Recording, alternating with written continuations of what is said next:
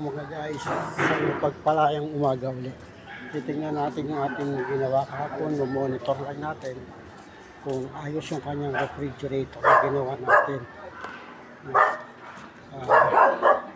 Kailangan kasi malaman natin yung kanyang sitwasyon. Tao po, umaga po.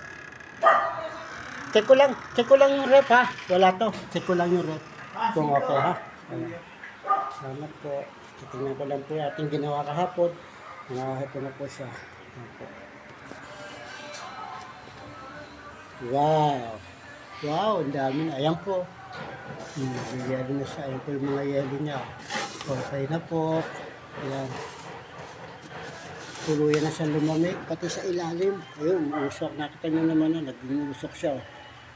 Hindi ho yan na maraming salamat po. Okay na to. Tuloy-tuloy na to. Meron sa sa buhay na tubig. Sa buhay na tubig.